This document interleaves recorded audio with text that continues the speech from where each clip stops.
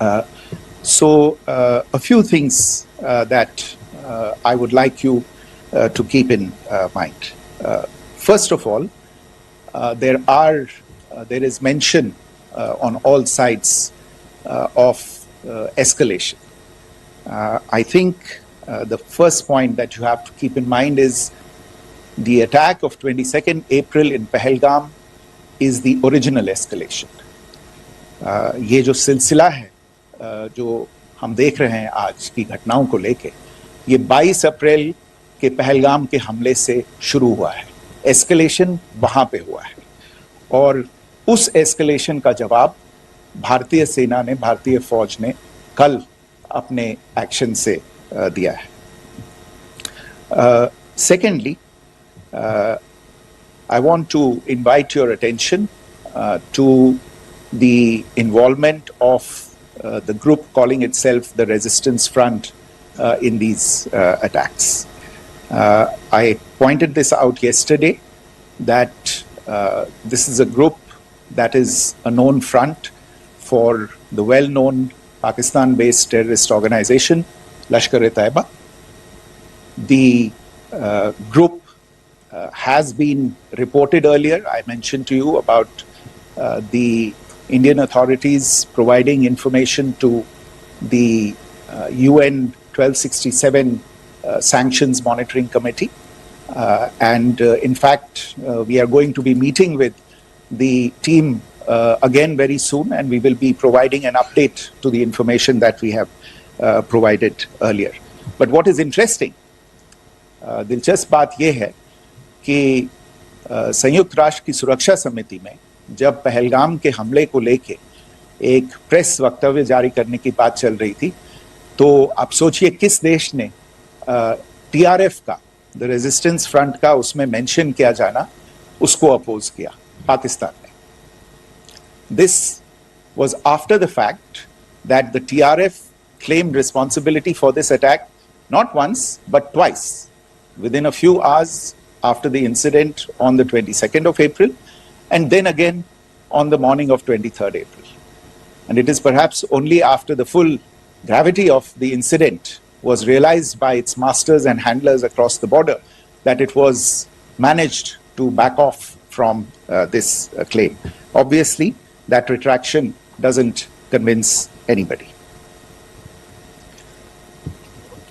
तीसरी चीज जो मैं आपसे कहना चाह रहा था, और कर्नल कुरैशी और विंग कमांडर सिंह ने कल भी बड़े स्पष्ट शब्दों में और आज भी आपसे ये बात साझा की है. जो भारतीय रिस्पॉन्स है वो नॉन एस्केलेटरी है, प्रिसाइज है, सटीक है, मेजर्ड है और कंसिडर्ड है. Our intention has not been to escalate matters. We are only responding to the original escalation, as I said, and our response has been targeted, precise, controlled and measured. Only no military targets have been selected. Only terrorist infrastructure in Pakistan has been hit. Now, there are, as I said, a number of issues that have been raised in commentaries, and there's a lot of, as I said, unfounded disinformation and fabrication that has come from across the border. And I would just like to use this opportunity to set the record straight on some of these issues. The first of these is Pakistan trying to wash its hands off any and all involvement with terrorism. I think the Pakistani information minister said there are no terrorists in Pakistan. And I think he was challenged on that in the television program that he was appearing on. But even if I partially repeat myself from yesterday, I think Pakistan's reputation as the epicenter of global terrorism is rooted in a number of instances where concrete evidence is available, not just to India, but to governments and authorities and agencies around the world. There are several terrorist attacks around the world where Pakistani fingerprints have been found. I don't need to belabor the point with regard to this audience about where Osama bin Laden was found and who called him a martyr. Pakistan has also for decades pursued cross-border terrorism into India with impunity. And as I said yesterday also, in order to deliberately mislead the international community, they claimed that the terrorist Sajid Mir was dead. They came under pressure, and Sajid Mir was then brought back to life, arrested, and is now apparently in Pakistani custody. Pakistan is also home to a very large number of UN proscribed as well as UN proscribed terrorists, as well as terrorists proscribed by a number of other governments in the world, including, of course, the Lashkar-e-Taiba and the Jaish-e-Mohammed, as well as their leaders, Masood Azhar and Hafiz Mohammed Saeed. आपने देखा होगा हाल ही में पिछले कुछ दिनों में पाकिस्तान के रक्षा मंत्री और उनके पूर्व विदेश मंत्री दोनों ने इस बात को माना है कि पाकिस्तान का ऐसे ग्रुप्स के साथ जो रिश्ता है वो क्या रहा है. Both the defense minister and the former foreign minister of Pakistan, I think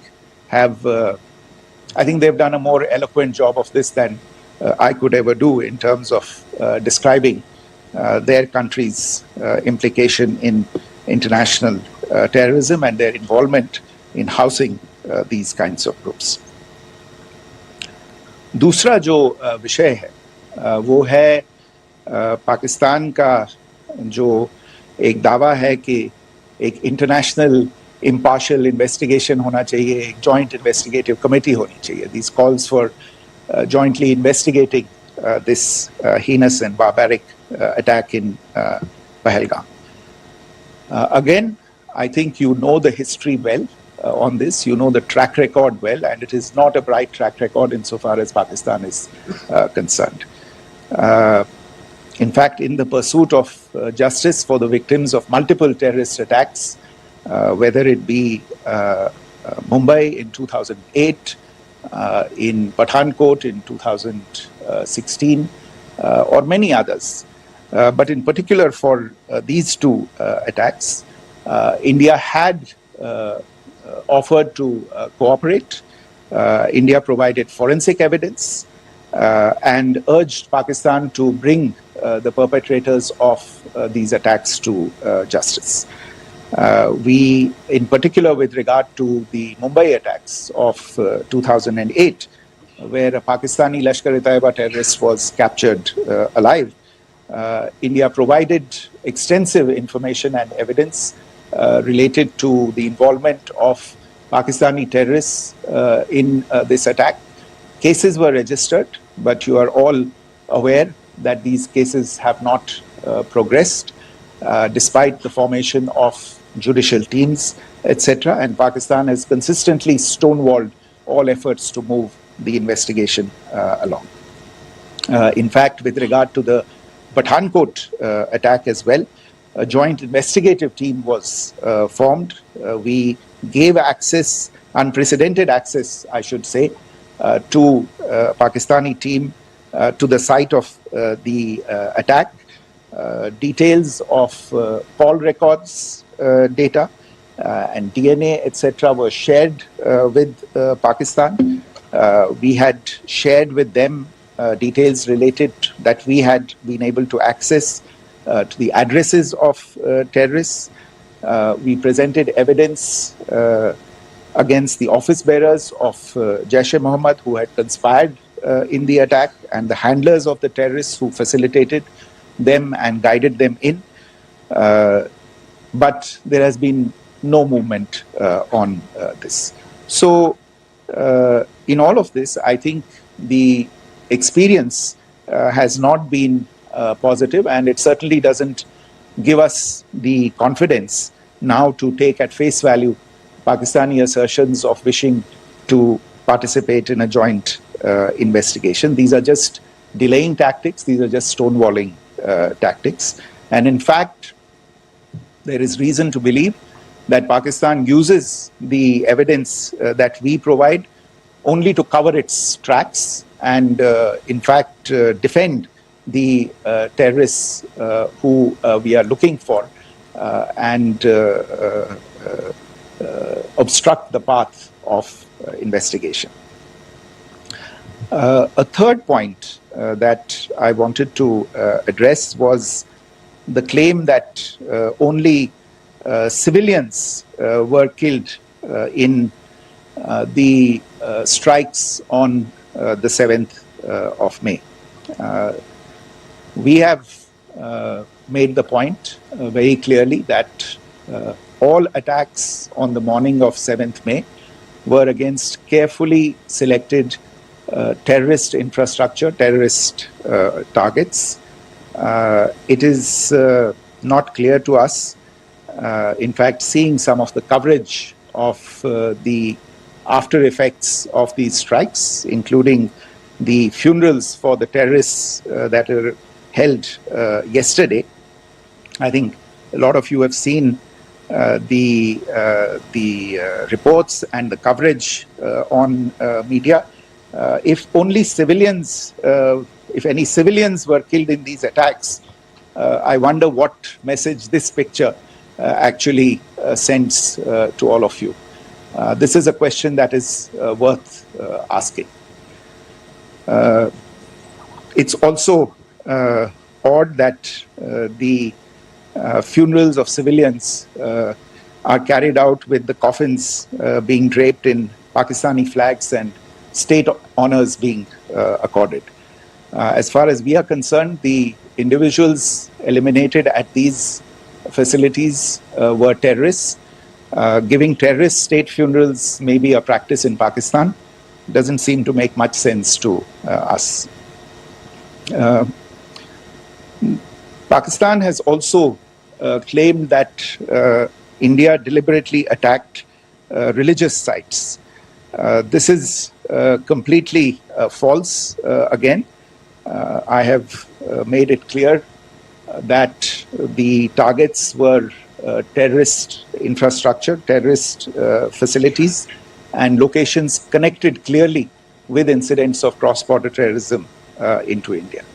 And it is in fact Pakistan that is misusing religious sites as a cover to in fact radicalize, direct and indoctrinate and train terrorists. In fact, contrary to what Pakistan is claiming, yesterday Pakistan launched a targeted attack on the Sikh community in the state of Jammu and Kashmir, hitting Gurdwara in Poonch and the homes of Sikh community members, which came under attack. And we know that at least 3 individuals were killed in that particular attack. Pakistan is also making attempts to, in fact, just to add to this point, the retaliatory action that Pakistan has taken, in fact, is impacting civilians. I showed you the picture of the Gurdwara and the Sikh community members who were killed in this. There are other civilians also who've been killed and injured in these attacks. In fact, since yesterday morning, a total of 16 civilians have been killed and 59 others have been injured in the attacks by Pakistan. Not only this, Pakistan is also making attempts as part of its disinformation campaign to paint our action with regard to cross-border terrorism through the communal angle. If that is the issue, then I think I can do no better than to cite or point you in the direction of the Pakistan Army Chief's speech of 16 April 2025. I think that is the last word in communal rhetoric. And in the Pahalgam attack itself, you are aware of the kind of religious profiling that was done there. And perhaps there is a linkage between these two events. I can only say that these nefarious designs will not be allowed to succeed in India. And it is to be noted that people from all faiths, all religions, all regions in India have unequivocally, not just in India but around the world, have condemned these attacks. The Pakistani claims of now responding to India's strikes of the 7th of May. As I said right at the outset, it is India which is responding. The original escalation was by Pakistan on the 22nd of April. We are the ones who are responding to that escalation with the action that was taken yesterday morning. And again, I would like to emphasize that the action was restrained. It was directed towards non-civilian, non-military targets and confined to terrorist camps. And again, as we have been saying since yesterday, any further action by Pakistan, some of which we are seeing today, is nothing but escalation by Pakistan now, once again, and will be responded to and is being responded to appropriately. One point that I wanted to also address was the allegations to the targeting of a dam, the Neelam Jhelum project in Pakistan-occupied Kashmir. I want to say that this is an absolute and complete fabrication and a blatant lie. India has targeted only and only terrorist infrastructure, and the details of that terrorist infrastructure, together with the locations, were shared with you yesterday by Colonel Qureshi and Wing Commander Singh. I should note that if this kind of a claim is a pretext for targeting Indian infrastructure of a similar nature, Pakistan will be entirely responsible for the consequences that will undoubtedly follow. Finally, I want to address some issues that have been raised related to the Indus Waters Treaty and the disinformation that has been raised in regard to that as well. The fact is that there have been fundamental changes in the circumstances in which the Indus Waters Treaty was concluded, and they call for a reassessment of the obligations under the treaty. Over the last year and a half to 2 years, India has been in communication with the government of Pakistan. We've sent several notices to them requesting for negotiations to discuss modification of the treaty. India has for 6+ decades now honored the treaty, even during periods when Pakistan imposed multiple wars on us, and even when relations were adversarial. Pakistan is the one that has been acting in violation of the treaty, deliberately creating legal roadblocks in India exercising its legitimate rights on the western rivers. Any projects that India sought to build on the eastern rivers and even on the western rivers, which we are allowed to by the treaty, were always challenged by Pakistan, thereby hampering our rights to utilize our legitimate waters under the treaty. In fact, if you see the preamble of the treaty itself states that the treaty was concluded in a spirit of goodwill and friendship. Mark those words, concluded in a spirit of goodwill and friendship. ये भारत का धैर्य और भारत की सहनशीलता है जो 65 साल से हम इतनी प्रोवोकेशन के बावजूद इस ट्रीटी को निभा रहे हैं. However, as has been made clear earlier as well, Pakistan has not responded to our requests to enter into negotiations for a reassessment of the obligations under the treaty. A number of conditions have changed. This is a treaty that was based on the engineering techniques of the 50s and the 60s. We are living through the first quarter of the 21st century. Technological changes and technological advancements have to be taken into account. There are demographic changes. There are climate changes that have taken place. There is the imperative of clean energy. And of course, the terrorism that Pakistan has wreaked in the state of Jammu and Kashmir itself has hampered India's ability to exercise its rights under the treaty. Pakistan's persistent refusal to respond to our requests to enter into government-to-government negotiations on the modification of the treaty is, in a sense, itself a violation of the treaty. And therefore, India has taken the step of putting the treaty in abeyance until Pakistan abjures irrevocably its support for cross-border terrorism. Maybe I'll stop there.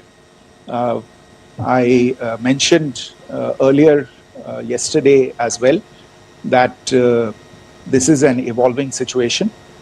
I would therefore ask all of you to be considerate and restrained. It will not be possible for us or my colleagues from the armed forces to share operational details at this point in time. Beyond that, if you have any questions, may I have time for only a few, and I'll try to answer those questions. Okay, I give the floor to Rishabh. On Secretary, good evening. This is Rishabh from Times Now. I just wanted to understand, as per the press release that has been released earlier today, it says that we have successfully hit at the air defense of Lahore. Does it give our forces a better chances if in case of further escalation? And are there other air defense places as well at strategic location that were targeted? Rishabh, you are violating the first rule that I set out at the end of my remarks. The press release that has been issued by the Ministry of Defence today speaks for itself. It is related to operational matters. It's been released by the Ministry of Defence. As more information becomes available, it will be released at the appropriate time. Once again, please don't go into operational details at this point in time, because this is a constantly evolving situation. Yeah, go ahead. Foreign Secretary Smita Sharma, just wanted to ask, the Pakistani Minister Ishaq Dar in an interview has claimed that the national security advisors of India and Pakistan have spoken to each other. If you could confirm or deny, and is complete severance of diplomatic ties with Pakistan also on the table? I have no information with regard to contacts between the two national security advisors. Insofar as diplomatic relations are concerned, you've seen the steps that were announced in response to the following the meeting of the Cabinet Committee on Security on the 23rd of April. There are no further steps that are under consideration at this moment in time. Here, go ahead. Foreign secretary, मेरा नाम मनीष है, मैं TV9 Bharatvarsh से हूं और आपने खुद ही बताया कि कितना मिस इन्फॉर्मेशन क्रॉस बॉर्डर से आ रहा है, बल्कि ऐसा लग रहा है जैसे पाकिस्तान के प्राइम मिनिस्टर और डिफेंस मिनिस्टर तक भी प्रोपेगेंडा करने में मिस इन्फॉर्मेशन में आ गए हैं।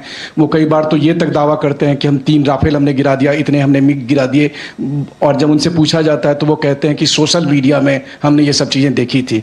तो अगर आधिकारिक तौर पर अगर आप कुछ कह सकें इस पर, ताकि उन्हें भी समझ में आए कि इस तरह के प्रोपेगेंडा नहीं चलने वाला है। देखिए, जब सही समय होगा तो आधिकारिक तौर पे इसके बारे में सूचना मिल जाएगी। लेकिन जो आपका प्रश्न है कि प्रधानमंत्री और उप प्रधानमंत्री और विदेश मंत्री, उनके रक्षा मंत्री इस तरह की बातें कर रहे हैं, तो इसमें अचरज की कोई बात नहीं है। आखिरकार ये एक देश है जिसने अपना इसका जन्म लेते ही झूठ शुरू हो गया था। 1947 में जब पाकिस्तानी फौज ने जम्मू कश्मीर पे दावा बोला, तो उन्होंने किसी ऐसे वैसे व्यक्ति से नहीं, संयुक्त राष्ट्र से झूठ बोला कि हमारा कोई लेना देना नहीं है इससे, ये लोग जो गए हैं वो तो कबायली हैं। वो तो जब हमारी फौज वहां पे पहुंची और UN के लोग, संयुक्त राष्ट्र के लोग खुद वहां पे पहुंचे, उन्होंने देखा कि वहां तो पाकिस्तानी फौज घुसपैठ करके आ गई है, उसके बाद पाकिस्तान को मुंह की देखनी पड़ी और उनको मानना पड़ा कि हाँ, उनकी फौज वहां पे कुछ समय से पड़ी हुई है। तो ये जो यात्रा है एक तरह से 75 साल पहले शुरू हो चुकी है। तो I am not surprised that this kind of disinformation is being indulged in. Yeah. Siddhant. So Siddhant from Beyond. Sir, we have seen a lot of negative comments coming from the Pakistani military of escalation. If tomorrow there is an escalation, there are strikes, we know one attempt has been thwarted, what will be the Indian response to those attempts of creating more escalation? Because it is looking like it's going towards more escalation. And my second question is, are any other world powers, essentially the P5 countries, the West Asian countries, reaching out to de-escalate the current situation? Look, on escalation, we've already made our stance clear. I mean, there are 2 basic points. First of all, it is Pakistan that escalated on the 22nd of April. We are only responding to that escalation. And then what we have said yesterday and what my colleagues have said today, that now if there is an attempt at further escalation by Pakistan, it will be responded to in an appropriate domain. And therefore, the choice is entirely that of Pakistan to make. As to your second question, I don't think I can do better than to point you in the direction of the statements that are being made from practically every chancellery in the world and the sentiment that they are carrying. That sentiment essentially and for the major portion is support for the government of India in the context of the condemnation of the terrorist attack in Pahalgam on the 22nd of April. There is wide recognition of the government of India's right to respond to these attacks in self-defense, and of course a desire to ensure that there is not further escalation. I think these statements speak for themselves. Yeah. There. Sir, this is Mausami from India Today. Now, in the all-party meeting, we have learned that the Defence Minister has said that, in the Operation Sindoor, almost 100 terrorists were killed. Would we have any details about what is the number like, and also about if there were any big faces, masterminds, terrorist masterminds who were in fact killed? There is also a report that Masood Azhar's family's 10 members have been killed, and Rauf Asghar, who was actually the mastermind of Pulwama, he's also been badly, severely injured. I don't have information at this point in time to share with you on these issues. But as I said, I think, there is so much information out there on television, in the news media, in social media, that it sometimes looks like a long time has passed since this. Please understand that slightly over 36 hours only have passed since this operation was undertaken. Let us have some patience. Information will come out and will be shared in due time. Shruti. Thank you, Foreign Secretary. Shruti Ranjan from Bloomberg. Sir, could you give us any understanding whether India has moved the IMF or the World Bank to kind of, sensitize them about the the bailout that Pakistan has and, the kind of stuff that the Pakistan government is doing? Look, we have an executive director at the IMF. Tomorrow there is a meeting of the board of the IMF, and I'm sure that our executive director will put forward India's position. The decisions of the board are a different matter. You know the process through which they are made. But I think the